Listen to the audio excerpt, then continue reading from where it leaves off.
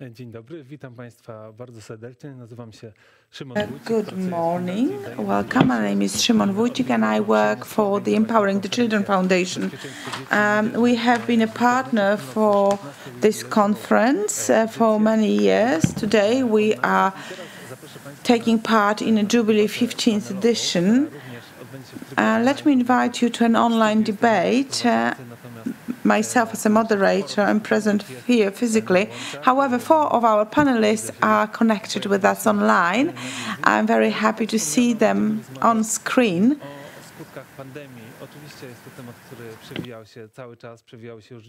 So, last year, during the conference, we also had a similar debate. Some of you may have taken part in it, but I think that we were focusing on the technical aspects of distance learning, whether schools were prepared to teach online. And now I think we are wiser, we're more experienced. We can go more in depth and speak about the more profound consequences. And my panelists are Mr. Gareth Cort from the UK, expert of European SchoolNet, a consultant for the British Safer Internet Programme, our sister organization. He's also a teacher, an educator, a psychologist. Joanna Flis, a psychologist, a clinical psychologist, an educator and psychotherapist of addictions. So she is very familiar with addiction to the internet or abuse of internet. Our third guest is Dr. Karol Jachymek, a culture researcher, and he is also a doctor, an assistant professor, an expert in education, expert in new media. He's with us today and tomorrow. We also have Dr. Marzena Żyli, and she has written many books about the education system and also wrote a book, A School That Is Waking Up.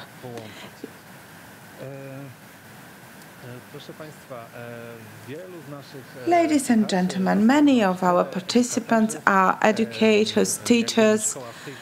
We know very well that right now in Poland and in most of Europe, schools function more or less normally.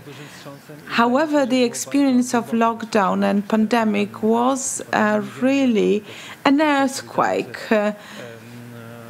for our education system, and we cannot know whether in the near future we won't be subjected to a similar set of restrictions and requirements. Those of you who are watching us through the online platform, you will see a question on screen, and the question will be, do you think there will be some long-term changes in our schools because of the pandemic? I encourage you to take part in this questionnaire, because this is part of our questionnaire. Please submit your answers online. And as for our panelists, I have a question for you. Because it seems that the pandemic changed schools in 2 ways. One thing is a more technological aspect. It forced schools to adapt to modern technologies sooner than they would have done without the pandemic. And then the second aspect is the question of being together and relations being impacted by the pandemic. So which aspect is more important in your opinion, and where the change will be more permanent? And let me start with Dr. Marzena Żyli. Well, initially I would say that we started to appreciate relationships more. But that would be my initial reaction. But let me start with something else. Indeed, it is true that we applied new technologies on large scale, and we had to do it almost overnight. But we also experienced that technologies themselves do not amount to innovation. And as a person who is an expert in methodology, I must say that we simply transferred our old model to the internet. So instead of sitting in a classroom listening to a teacher, kids were sitting for hours in front of the computer screen, still listening to their teacher. So it was still a lecture-type education. We haven't really changed the content, so it was ultra-conservative using modern technologies. However, modern technologies are very well suited to use them in order to introduce a real change in the system of education. We should wonder how to use new technologies in order to make education more creative, to make education where students are no longer so passive. And we have been asking this question for 4 centuries now.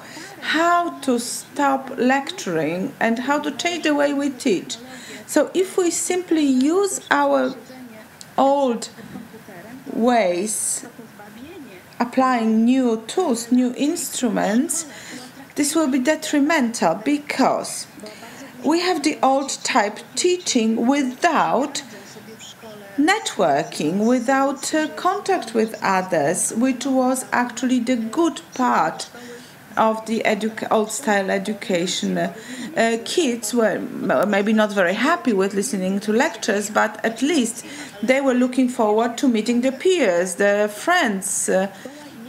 So if a school is attractive, it is attractive for many pupils because this is where they build relationships. And these new technologies deprived schools of this advantage. You cannot build good supporting relations. You're left with technology, pure and simple. And this is what we had for many pupils and teachers. It was unbearable. Well, thank you very much. So you spoke about this very initial period when the lockdown was introduced and we simply had to transfer our classrooms online. But have you observed some changes that followed?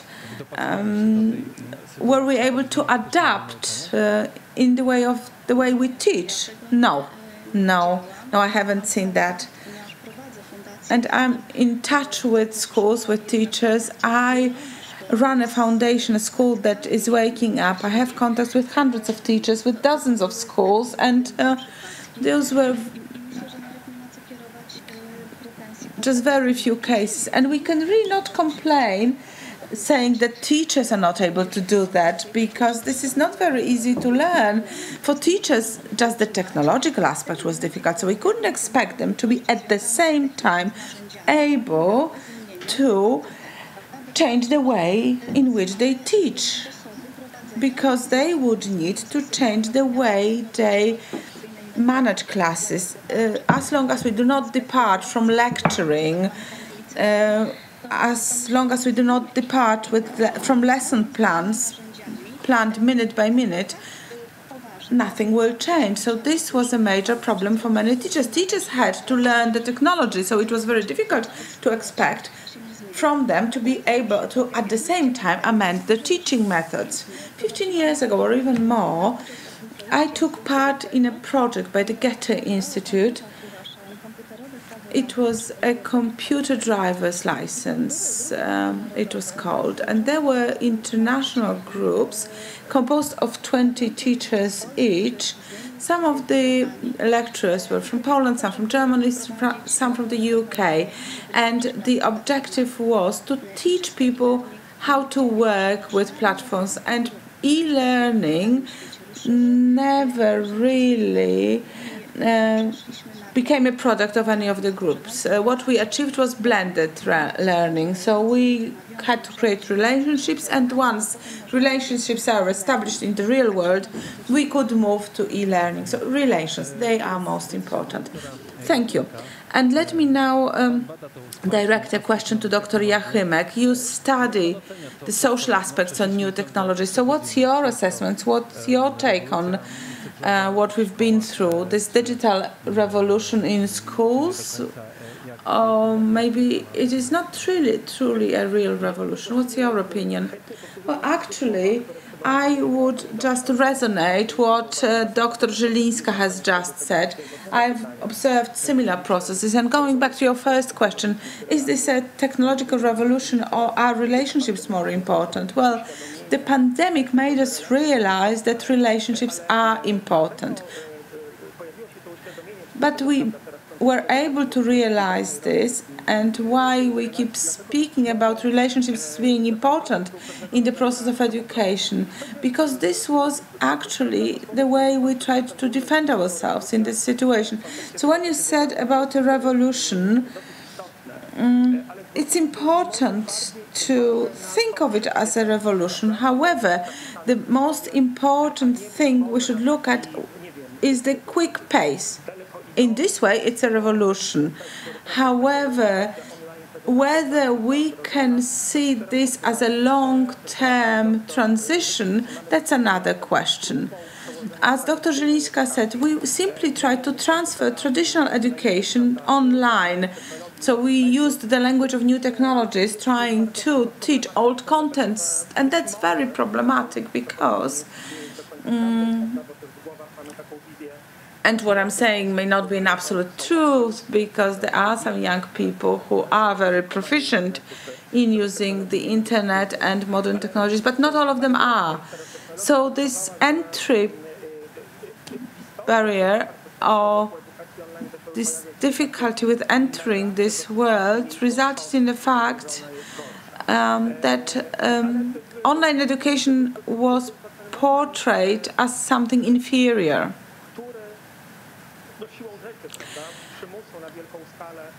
And it was also enforced. Lockdown was in place and we had to use modern technologies. We had no time to ask ourselves the right questions because in February 2020 we were simply not expecting this to happen, whether it's better to have the smartphone there or maybe it's better not to introduce smartphones into schools.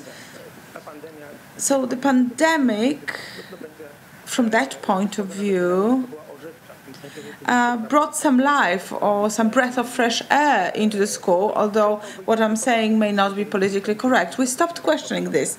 New technologies had to be there, they had to be present and they had to be used. However, I would not dare to say that that we have got this under control. In a month, in 2 weeks' time, or maybe in 2 months' time, we may be under another lockdown and we may have to go back to distance learning. And I would not dare to say that we have learned this, that we have this under control.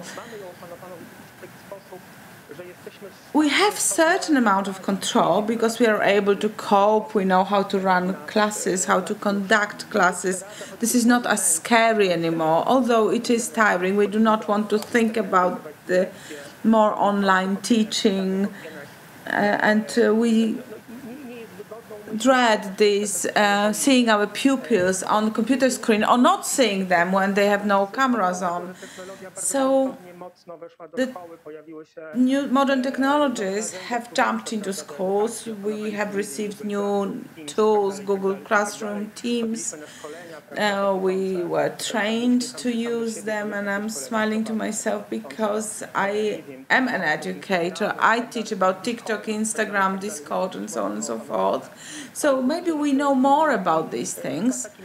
We have learned them, but the biggest problem, in my opinion, and I'm sorry if I'm speaking about problems, so the biggest problem is probably something that is inscribed in your question: technology versus relationships. So we tend to look at this situation and we ask ourselves either or. This can be done this way or another way. And we do not really wonder, even though there are some debates or courses that look into this, that finding a golden means in this very difficult situation could be possible. But resonating what Dr. Żylińska said, this is not just a question for teachers and educators to resolve. This requires a very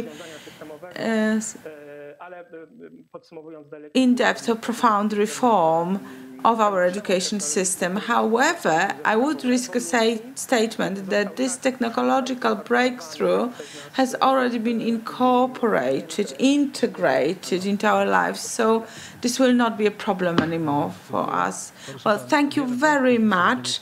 You mentioned a number of different issues. The pace of change was really breathtaking, and I remember the results of our studies of the Orange Foundation that will be presented tomorrow about teachers who in February 2020 had no email account and in May were able to conduct classes online using video, Google Classroom and other applications and software. So the question is whether it is not problematic to have this narrative about this way of teaching being inferior, that remote learning is inferior. We had some studies by CBOs where 90% of parents said that online learning or online teaching is worse than physical classrooms. 80% said that children spend too much time in front of computer screens, and 82% said that children had less contact with their peers, with their friends, and that's true, of course. So let me now turn to Joanna Flis, who is in touch constantly with children and parents alike. So looking back, how they perceive the consequences of the pandemic and online learning. Good morning. Welcome, ladies and gentlemen. I hope you can hear me all right. Well, from the perspective of parents, the situation is somewhat different than from the perspective of the young people. We were confronted with a question, what is education about? What is the responsibility of a school? And what are the solid and sound relations at school?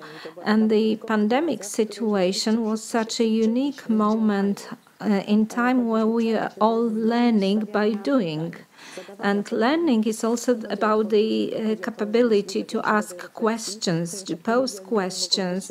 And of course, there may be different answers to your questions depending in what context you operate. But coming back to the original question and comments, I must say that as for the narrative, if we build a narrative where we live in two different worlds, digital and analog world, and I don't think this juxtaposition will be beneficial to us, because we need equally analog competences and digital competences. The digital world expands our potential to start relationships. So we need a narrative that will see certain benefits in the digital world and doesn't confront the two worlds. It is not that digital world robs us of our opportunities to make relationships. Any psychotherapy online is available, yields positive results, so the digital world is there for us to start relationships, provided that we are well prepared for it. And we have come to a time where parents ask themselves the most fundamental questions.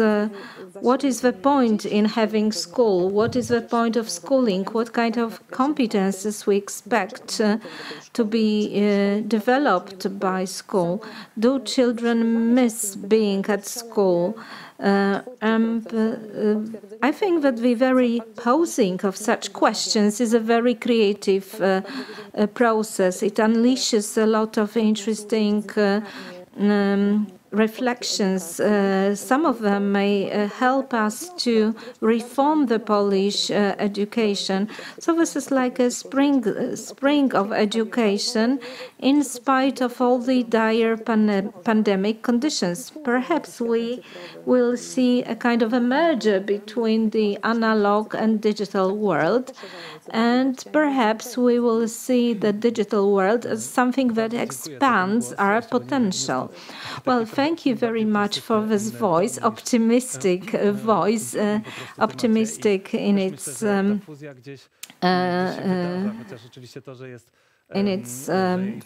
formulation, and indeed such a merger might happen and might be accelerated by the pandemic, bad as the pandemic is, and it will be like a facilitator of a merger of the two worlds. And may I hand it over to Gareth Cort. You had this unique possibility of running a course for 1,200 teachers or more all across Europe working in pandemics. So you have heard various voices, and were problems with remote teaching different in different countries, or were they similar? In Poland, one of the hurdles was technology, but all in all, was the situation similar in various countries or different? Hello, everyone. Good morning. Yes, thank you. It's interesting that depending on the type of problems that we're talking about that schools face during remote learning, there are either huge similarities across many countries, not just in Europe, but further afield, or there were some quite significant differences. And just drawing on all the really good comments made by all my colleagues there when they've been answering the previous questions is I think what the pandemic highlighted universally across schools was this need for training of staff and this real gap in staff training in how to use technology in different and innovative ways outside of the classroom, i.e. for remote learning.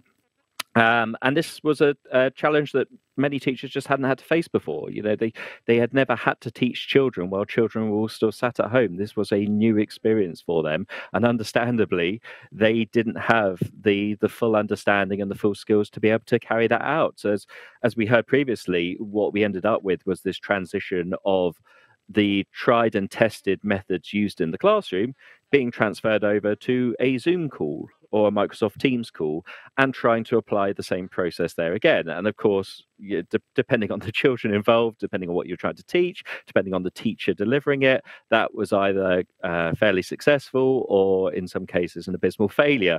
And as a parent of 3 children who all sat in various lockdowns experiencing their remote learning, I saw the best of teaching come through on some of these sessions that I stuck my head in and had a look at while my children were working, and I saw ones that just didn't work at all. So there's this clear need for training for teachers, and I think it's a bit like Pandora's box having been open now that we are aware of this, and now that we face the prospect of possible lockdowns in the future. I don't think we can get away from the fact that teachers do need help and support and training, and there is a real will amongst teachers to want to learn these skills, to want to be able to teach in new and innovative ways using technology. The will is there. What isn't there in some cases, in some countries, is the budget and the structured professional development for those teachers to be able to achieve that. So I think that's a real area where universally there were issues faced in schools and in different countries the world over is training and knowing how to use this technology to do the bit that teachers know how to do really well, which is teach. I also thought there was this rather interesting universal issue around screen time that we've already touched upon a bit. This whole idea that it was frowned upon before March 2020 for children to be staring at screens for more than, say, a couple of hours, whether that was because they were watching YouTube, creating social media content on TikTok, or playing games. Many families thought it wasn't a great idea to be staring at a screen for a long period. And then along came the pandemic and lockdowns, and suddenly it became far more acceptable to sit in front of a screen for 6, 7, maybe even 8 hours a day. And it really sort of dispelled this whole myth around screen time and the amount of time being the important factor. It really threw up this issue of context and application. What you're doing while you're engaging with technology is far more important than the amount of time you're necessarily spending in front of that. And indeed, going back to the whole teaching perspective of teaching a school day, that threw up various challenges for teachers of different age groups. If you think about a class of 5 and 6 year olds, where you would normally have them in the school day for about 6 hours, and then suddenly you want to translate that into an online context, that's very, very difficult to get 4 and 5 year olds or 5 and 6 year olds to sit in front of a screen for 6 hours. You know, it's hard enough to keep them in front of a screen for 10 minutes, depending on what it is. So suddenly you had this whole problem there about how you apply screen time in a remote learning context. And I think that there are lots of different opinions on that as to what is the right amount of time, or what are the right kind of activities or less productive activities. But it threw up this whole perspective around screen time that we hadn't seen before.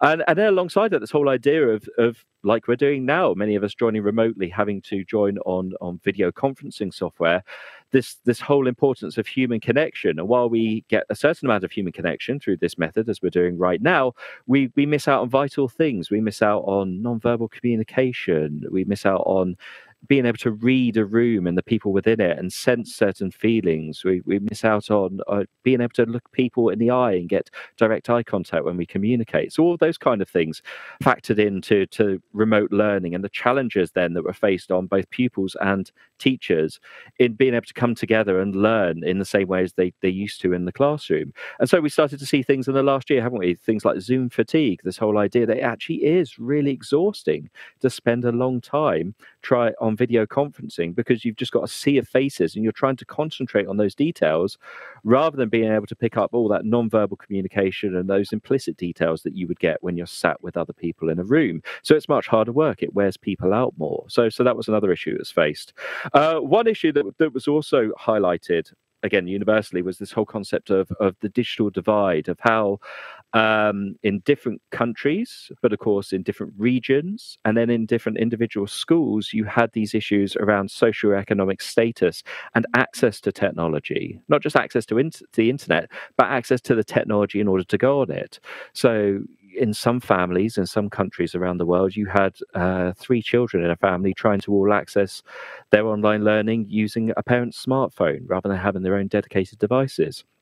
Here in the UK, we tried, and I'm afraid didn't succeed for a long time, in trying to roll out laptops to families in need and get those devices into homes as quickly as possible to allow them to engage in online learning. And that rollout, for a number of reasons, was significantly delayed. Some families didn't receive their laptops until the summer that we've just had, so almost a year into the pandemic, which isn't very helpful for their education at all. So we had all these sort of issues around access and around the nature of teaching. From an online safety perspective, what I found really interesting was that there were actually significant differences amongst countries in the issues that they faced.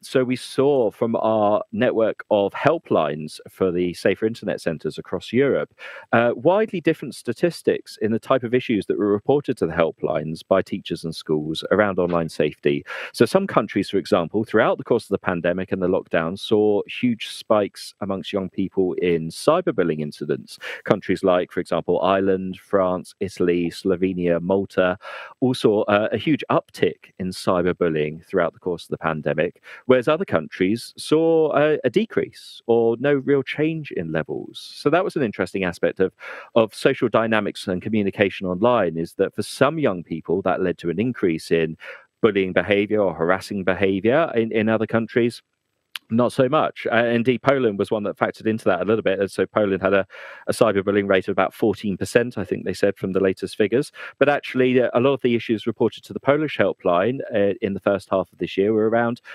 relationships online. So clearly other issues going on there affecting young people and the way that they connect. Other issues that we saw that varied from country to country were things like hate speech. So, of course, because of the Black Lives Matters movement in mid-2020, that also sparked a number of different behaviors online. And so we saw an uptick in hate speech in various countries and on various platforms such as Twitter.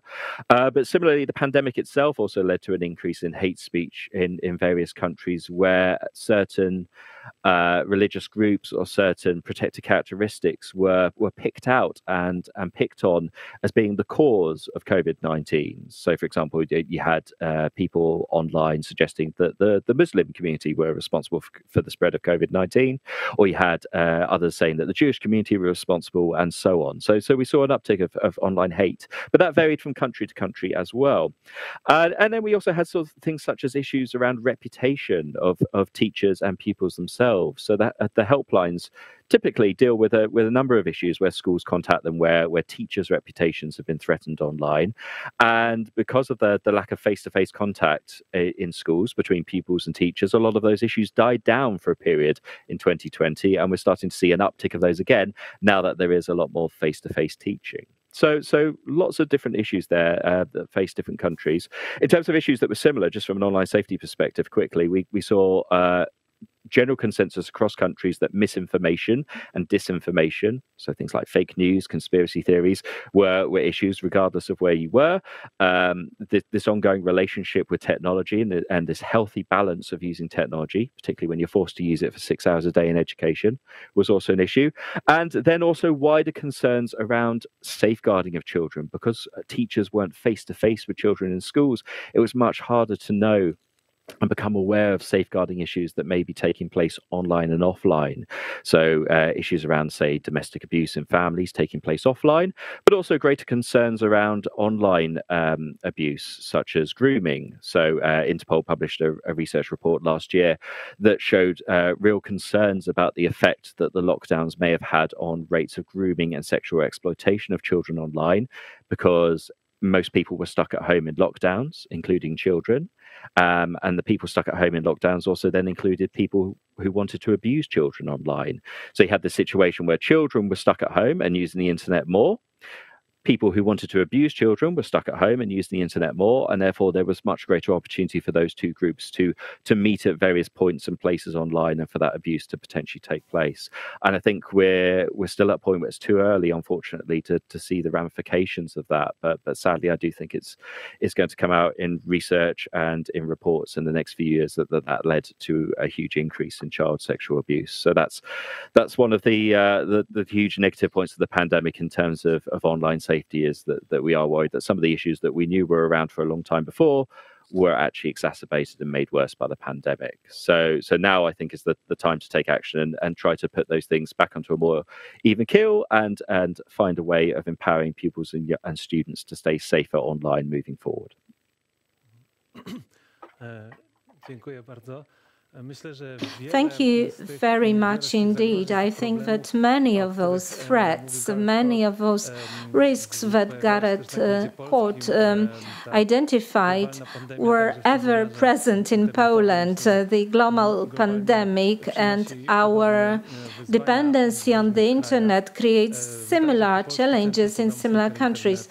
We, as the Polish Center of Safer Internet program, we've been working with online threats that might have been exacerbated because we were all exposed to the internet for a longer time. So the problem of screen time has been discussed at length today, and the preceding speaker showed some positives rising out of longer screen time, but we must rethink it, approach it anew.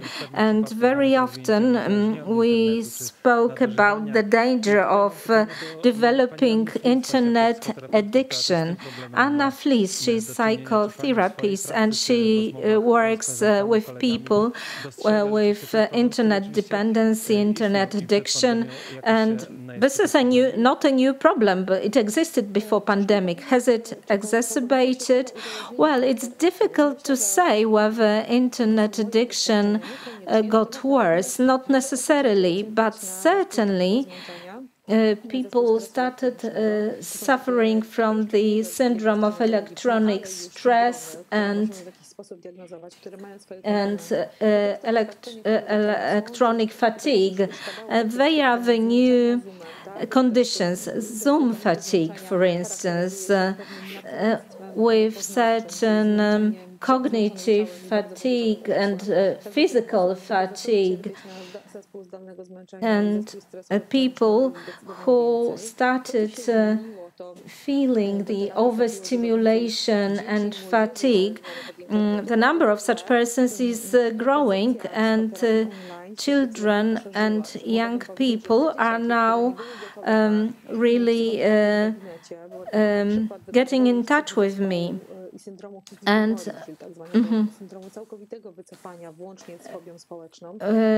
because they suffered from various social anxieties, but they found their therapists online, and this was the new space where we, therapists, employed digital space to come up with treatment technologies and treatment methods. And this is something new. And also some of the children that suffered from school anxiety, school phobia, in the pandemic had this sense of anxiety, social anxiety, not willing to return to school ever.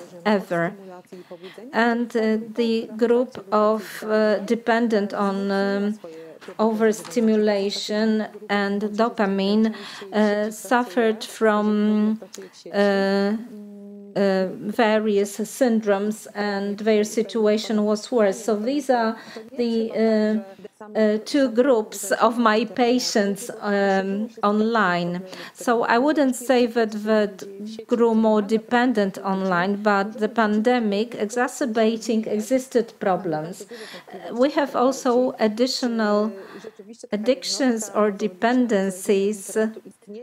Internet dependency, internet addiction, does it exist, or may it be just a facet of some other distortion or problem, and we call it generally internet addiction? The tools that we employ in the classical psychotherapy when we try to fight addictions and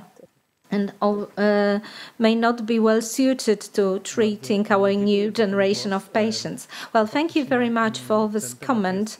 This is a very complex area, and the internet addiction, well, this is nothing new. Psychologists often highlight this complexity of the syndrome, but as you said, there were also additional conditions on syndromes that were exacerbated because of the pandemic, and psychological support and care is equally needed for children and by parents. This will be needed, and unfortunately it is not as easily available as we would like it to be. And also I'm following the chat discussion, vibrant as it is, so I cannot really summarize everything in a nutshell, but thank you for being so active. And you've been discussing cyberbullying. There will be a dedicated session today dedicated to cyberbullying, and additionally, you were mentioning in chat how difficult it is to organize learning at home, in the home environment. So my question goes to Dr. Jachymek. In one of the interviews I read, the interviews you gave, I read that school became less transparent, and parents were empowered to control the contacts of their children, but also the contents of the teaching materials. And what will be the results, long-term results of this penetration, if you like? Well, this very well falls in line with my premonitions and intuitions May last year. The situation where education at home is delivered often on one computer and under searching parents' eyes, well, the stripped education of its rights and costumes and roles. And what is most problematic here is that this aspect has not yet led to a redefinition of education and how it is going to be delivered. If we look at what has happened to education, if we imagine a situation, typical situation when we are at school, in a classroom, and we have this opportunity of having physical classes, and our classes are often predetermined by the existing circumstances in the classroom. And as I'm saying, the pandemic situation, remote education suddenly deprived us of a number of traditional instruments. And suddenly it turned out that school had also many other functions to it, not only educational function, but social function, entertainment function, relationship function. And this is not a very convenient finding to us.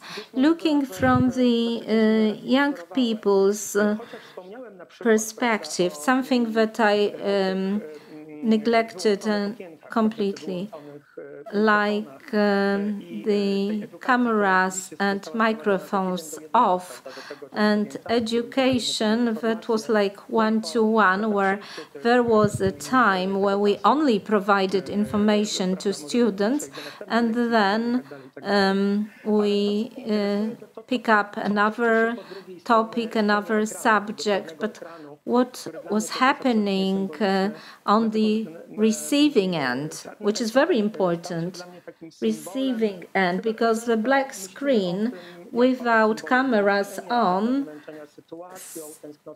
became for me a symbol of corona fatigue and yearning for back to normal. And to me, this black screen is also a kind of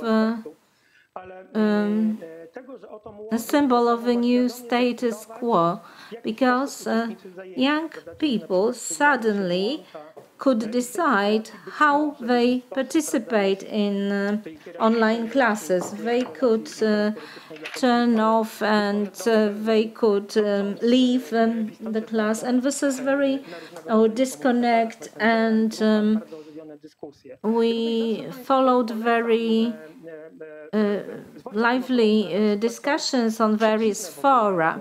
So it gives you a very interesting reading.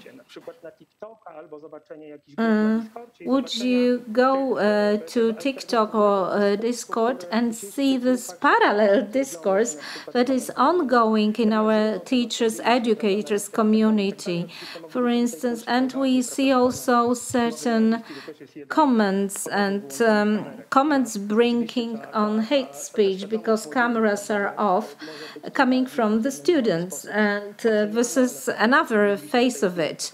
So we are evaluated. We also spoke about digital poverty, but poverty in general is also a problem here. And what we have seen was like a segmentation, shifts in relationships and shifts in the hierarchy. And if we were not to grasp this process, and if we do not produce a more consistent dialogue, back to normal will be extremely difficult, because probably we are moving apart in some respects. Well, thank you. I think that in this debate we hear about mounting challenges in store for us. And this is a challenge to us and to our organizations that we represent. We have been racking our brains and thinking how to stimulate the debate in our community, but also to be of assistance. May I hand it over briefly to Dr. Marzena Żylińska?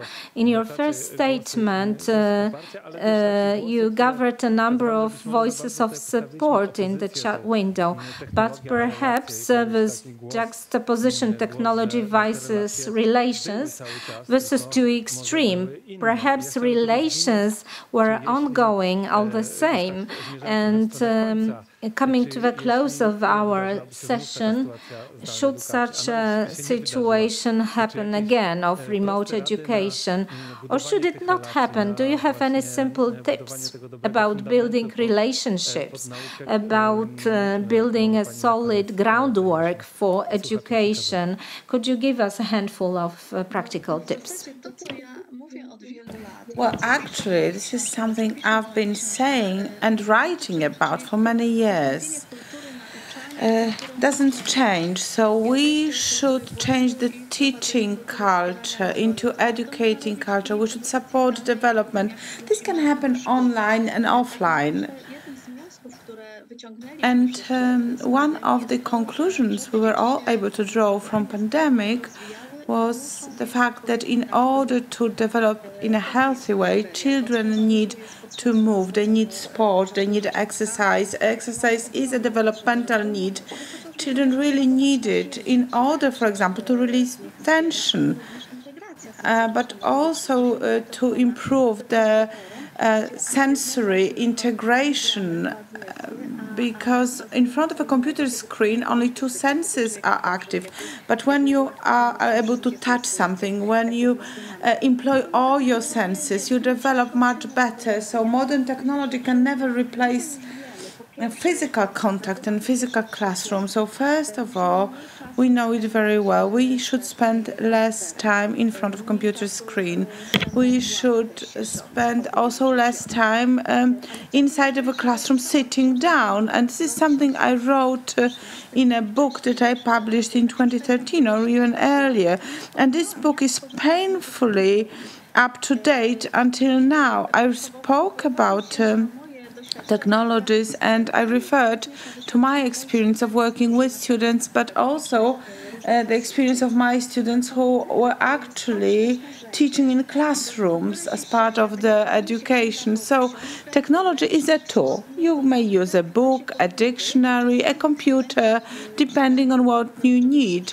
So sometimes students were in front of computers researching something, but after that they had teamwork in order to process the material they had researched, because digital competences and skills are not really in depth. The young people of today cannot really select information, filter information. They cannot research effectively.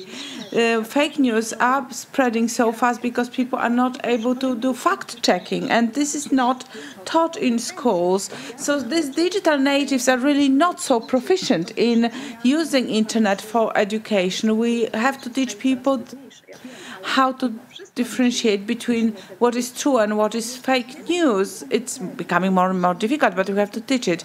So when computers are at the tips of our fingers, and in the past we were saying smartphones should not be allowed in a classroom, and now we can see that this is a great tool we can use to research something and then put it down and move on. Today we cannot organize education in a smart way without teaching people how to wisely use modern technologies. This should be right at your fingertips. So if we are in a classroom, there should be computers. We should be able to sit down in front of a screen, research something, and then go back to the group. And if we have to move into online education, these cannot be lectures. Oh, well, this should not be lectures. Teachers should not only give lectures and then ask questions, trying to check whether students have absorbed the material. We should do it in a different way. We should introduce a task that requires teamwork or group work, and such online tools are very well suited for that. So we explain a problem, then students take their time, work on it. They can stand up, they can paint, they can draw, they can use different tools in order to create a product that is then presented to the teacher. So we are no longer lecturing students. Teachers are learning through their own experience. Online, we can do just the same thing. And people, we should be able to work on their own, individually, instead of just listening to lectures from their computers, because this is what creates the fatigue. When we are co-creators, when we look for solutions ourselves, we do not get so tired. The most tiring thing is being just a passive recipient of knowledge. Thank you very much. I believe that this is not only difficult for the young people, even ourselves, when we have to work online, we realize that active methods are very much different than passive methods. And thank you very much for speaking about how new technologies can be used to educational advantage. I think that in the future we shall be able to use them better, and we should be able to merge different methods in order to use the strong points of each one of them. So I've seen some comments as part of our chat. Our participants exchanged the links, books, titles, publications. It's very good, because sitting in the hall, they would not have been able to do so, and now they can actively communicate while being part of this panel. So it's really nice. I know that comments can be used and chats can be used to enrich the lesson, to exchange links, to exchange sources of information. So this is something we could apply in traditional education. I'm sorry, ad vocem. Yes, this interactive narrative. Sometimes we think of it as something that's bad, and there we may have negative comments and so on and so forth. And sometimes it can be very creative. We should be aware of the fact that there are two sides to this, and this is a key task for us. We should not only be suspicious of this ability to actively participate in an online class. And just one final sentence, I forgot about this. It was also my experience that those teachers who were able to build good relationships with their students found it easier to move online. This was not too much of a challenge, even though they had some technical problems to begin with. At the end, it all worked out. So relationship is a foundation for everything. Indeed.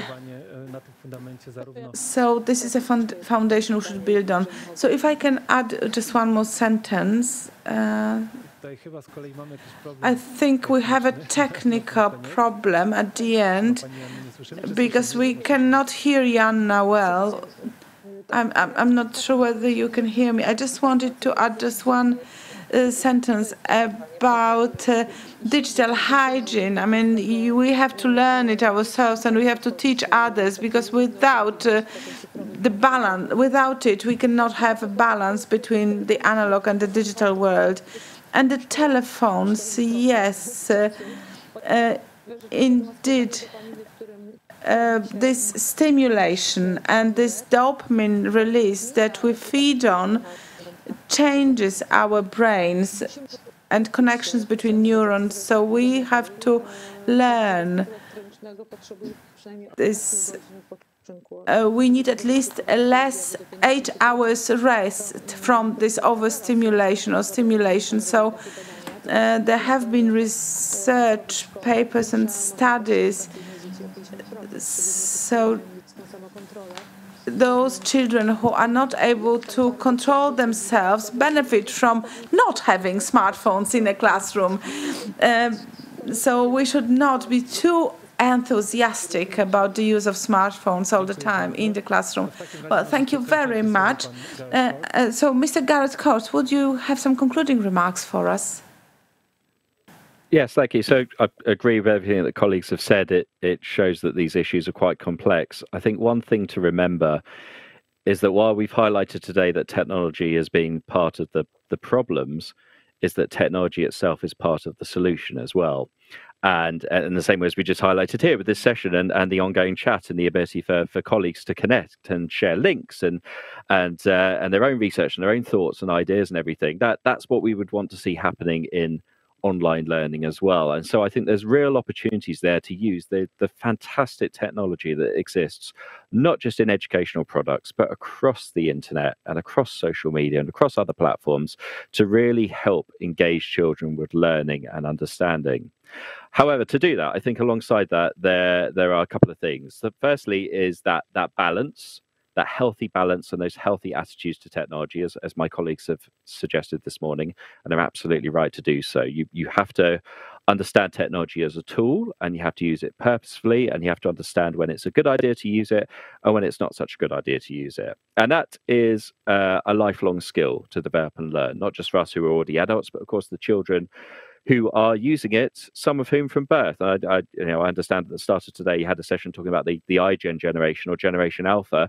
We have the youngest children in our education system now coming through who have lived with technology since day one. They don't know a world without touchscreens or social media or YouTube. It's been with them since day one. So we have to find ways of making it work for them. We have to build in them those healthy and responsible attitudes to using technology in a positive way. And similarly, I think the other side of it, and although it sounds like a lot of work for us in schools, I think we can reap huge long-term benefits, is we have to take time to actually dedicate education to teaching them not just about the relationships that they form offline and the face-to-face social interactions, but how to understand relationships in an online context as well. Because I think if we can get that right and we can get that learning and those skills in place, then it mitigates the impact of having to be from one screen to another, discussing things and communicating with someone else. They will understand the nuances of that behavior and the strategies to engage in those discussions and those relationships much more positively. So education is needed, but it's quite a difficult education. It's education about relationships in an online context as well as offline. Dziękuję bardzo.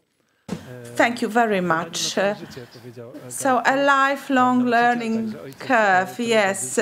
Mr. Gareth Cort, a teacher, a father, an educator. This is a very good closing remark for this session. Thank you so much. We have heard so many different topics, and some of them will be developed during other sessions during our conference. We will be speaking about digital well-being, digital hygiene, and gaming, and the role of games during pandemic, about small children who are actually born into the world of modern technologies. We will also speak about cyberbullying. Thank you very much. I'd like to thank our panelists, and we shall now move on to another session after a break. Tomorrow is another plenary session, and then workshops that will start on Wednesday. Joanna, Flis will be running one of the workshops. Please subscribe to these workshops. I encourage you to take part in them. You will hear more about the issues that we have touched upon. And we spoke a lot about psychological assistance, also helplines. So let me remind you, 116, 117, the numbers that can be used by children, and 800, 100, 100. This is where parents can call in order to report problems, to ask questions, to present challenges. We are always trying to be there for you and to help you as much as we can. So thank you very much. We shall now have a break, and we shall start again at 12:30.